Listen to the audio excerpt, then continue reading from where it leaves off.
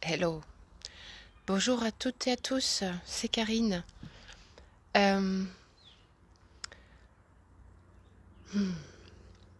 J'arrive aujourd'hui vers vous pour vous partager l'émotion qui m'anime en ce moment, en tout cas depuis quelques jours.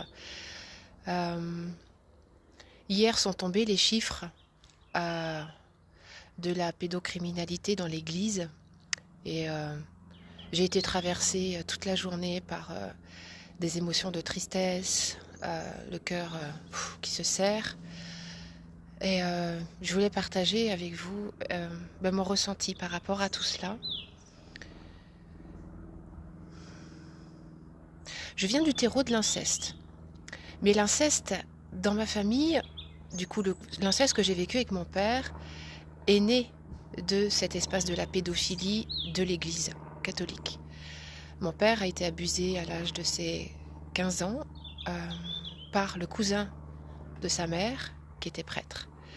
Et c'était un jeune homme à l'époque qui arrivait d'Algérie, qui était déraciné.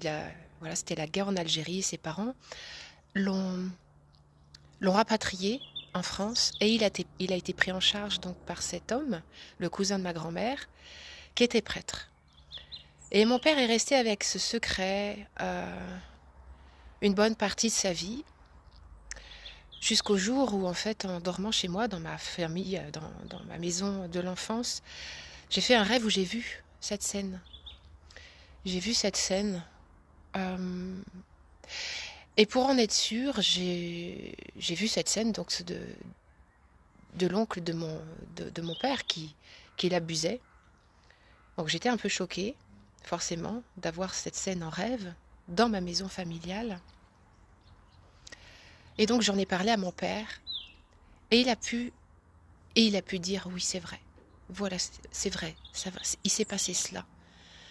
Et c'était la première fois qu'il affirmait qu'il s'était passé quelque chose. Et hier, quand j'ai vu les chiffres officiels, 3000 prêtres entre 1950 et aujourd'hui, 330 000 victimes donc de pédophilie dans l'Église, j'ai eu une pensée vraiment... Mon père est mort, hein, je l'ai accompagné dans la mort en 2015, et il s'est fait un cancer de l'anus. Et c'est marrant parce que cette nuit, ça me touche énormément parce que cette nuit, son plus proche cousin est mort du cancer de la prostate. Voilà, je suis avec ça aujourd'hui. Je voulais vraiment vous déposer. À la fois, c'est un soulagement, c'est une énorme tristesse aussi. C'est comme si, en fait, il y a toutes ces mémoires qui sont en train de remonter en surface. D'où mon post hier, mon coup de gueule sur osons descendre parce que ces personnes, qu'elles soient mortes ou vivantes, enfin, nous tous, hein, nous tous et toutes, on a vraiment besoin de mettre à jour l'horreur. Voilà, osons mettre à jour l'horreur. Ça demande beaucoup de courage, hein. Moi, je viens de ce terrain-là et c'est pour ça que j'œuvre dans le bassin, parce que chez moi, dans ma famille, que ce soit du côté de ma mère, du côté de mon père, euh, les terreaux sont contaminés par les abus, par les viols, par l'inceste, par la pédophilie.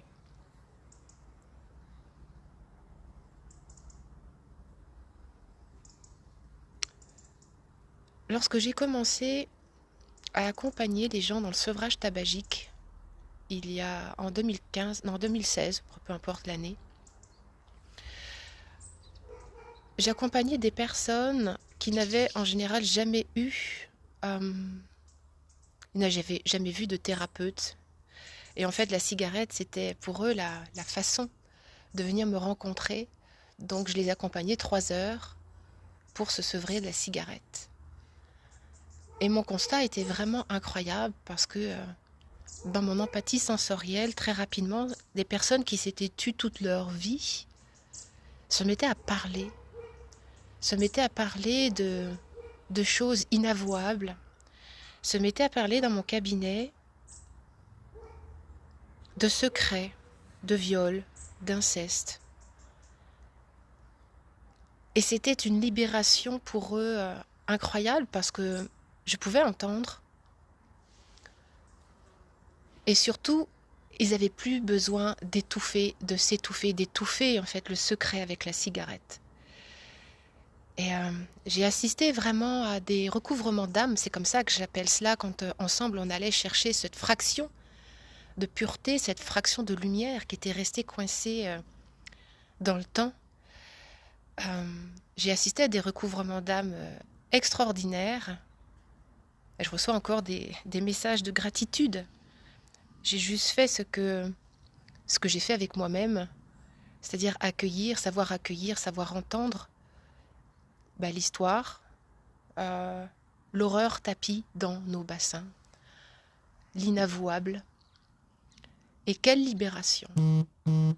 Quelle libération! Voilà, j'avais vraiment à cœur aujourd'hui, en tout cas, de vous partager mon émotion.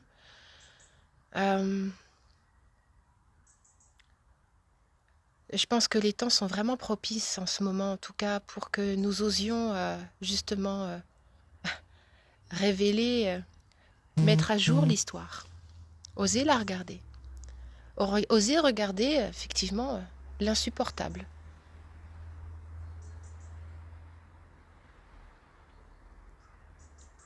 Tous ces prêtres, je me suis posé la question, tous ces prêtres, qu'est-ce qui les motivait finalement à abuser, à violer ces enfants, ces jeunes?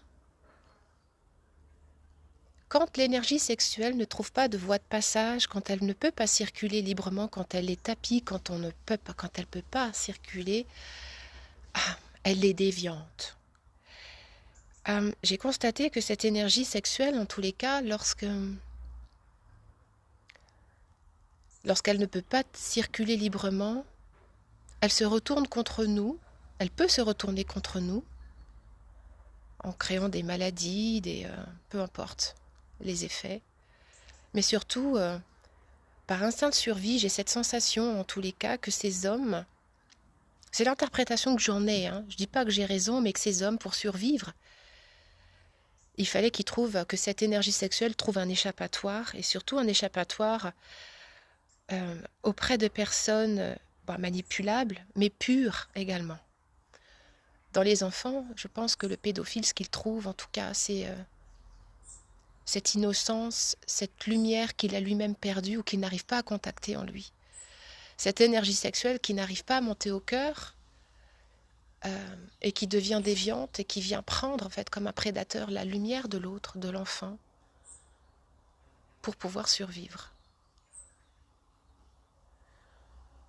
Voilà. Je dis pas que j'ai raison là-dedans. Je suis juste dans un questionnement.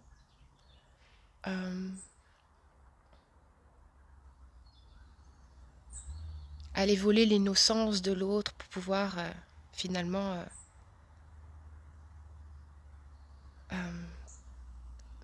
pour peut-être goûter encore à quelque chose de beau en fait. Voilà. Qu'est-ce que ça vous fait ce que je vous raconte là? J'ai cette sensation en tous les cas que l'âme de mon père, depuis hier, depuis le pardon de l'Église, depuis que ces chiffres sont tombés d'une façon officielle, j'ai cette sensation qu'il y a comme un allègement en fait, et à la fois une immense tristesse. Une immense tristesse et une immense libération, comme s'il y avait vraiment un amalgame en fait émotionnel de relier. Et 330 000 victimes qui se sont donc dit victimes d'inceste. Enfin, pas d'inceste, mais de pédophilie, mais enfin, c'est la même chose. Et toutes celles qui n'ont pas pu parler. Et toutes celles qui n'ont pas pu, c'est ça, livrer au monde. Et tous ceux qui sont morts depuis, forcément. C'est quand même incroyable, je vais vous raconter quand même l'histoire, c'est-à-dire que mon père s'est fait violer donc par ce prêtre, qui s'est fait défroquer quelques années plus tard, défroquer, c'est-à-dire qu'il a quitté la religion catholique. Et il s'est marié, il a eu un enfant. Son fils s'est suicidé, là, il n'y a pas très longtemps.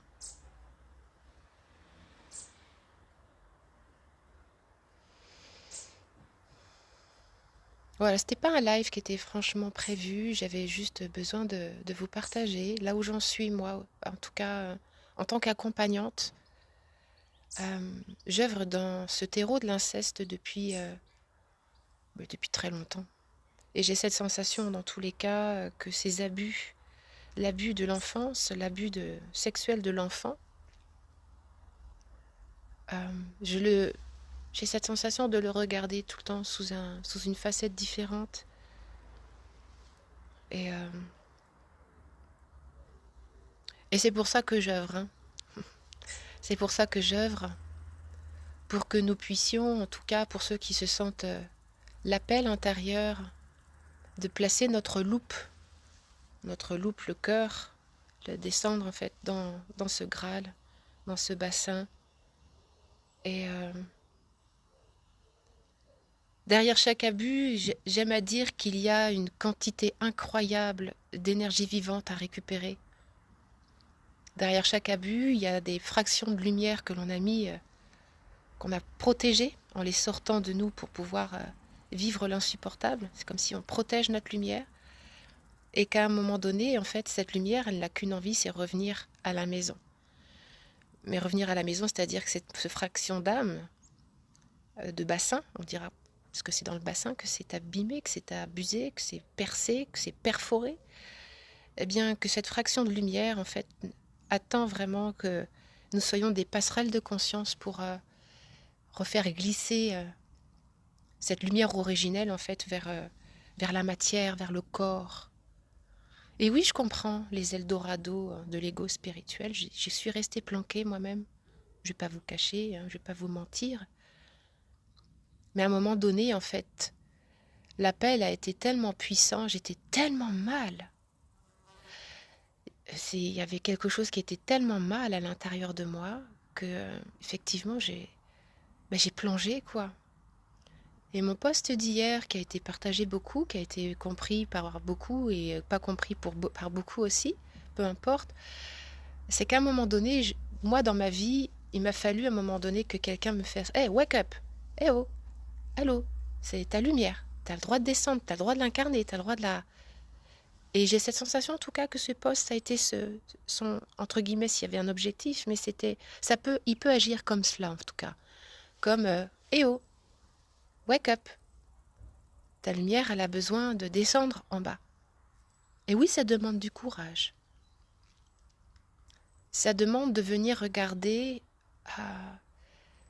les espaces les plus tabous, les plus monstrueux. Voilà.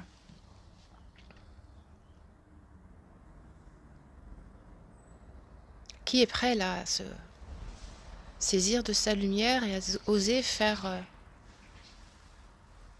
ce coming out vers la terre intérieure, hein, le coming out intérieur. C'est vraiment, j'ai cette sensation que quand on dit l'ange déchu, en fait, que l'ange doit tomber, c'est-à-dire que vraiment cet être de lumière que nous sommes, il doit tomber à l'intérieur de notre Graal, dans cette terre, dans ce terreau.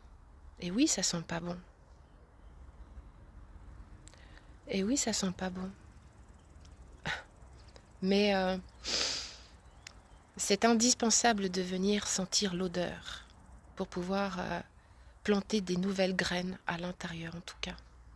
Et en ce moment, avec tous ces chiffres qui sont en train de tomber, j'ai cette sensation que c'est comme si les vieilles racines pourries étaient en train de remonter en surface. Et qu'on va pouvoir enfin replanter des nouvelles graines, des nouvelles plantes, avec une conscience amoureuse un peu plus installée, on dira, dans le terreau, quoi. Voilà. Voilà ce que j'avais envie de partager ce midi, là, avec vous. Il n'existe aucun abus, aucun inceste heureux. Par contre, derrière chaque inceste, derrière chaque abus, est cachée une quantité d'amour incroyable qui n'attend que nous. Et voilà. Je vous embrasse. Laisse-toi sentir. Laisse-toi sentir ces chiffres-là. Ce qui s'est passé hier. C'est la nouvelle lune aujourd'hui. Tiens donc. Voilà. Laisse-toi sentir tous ces chiffres. Osons regarder. Osons regarder. Et osons nous laisser traverser et venons dans notre terre intérieure faire cette réconciliation en tout cas. Allez, je vous embrasse. Bon appétit. Moi, je vais aller manger avec ma famille. Ma mère est arrivée aujourd'hui. Donc, je vais me faire un plaisir de partager ce repas, en tout cas en famille. Ciao, ciao. C'était Karine Morer.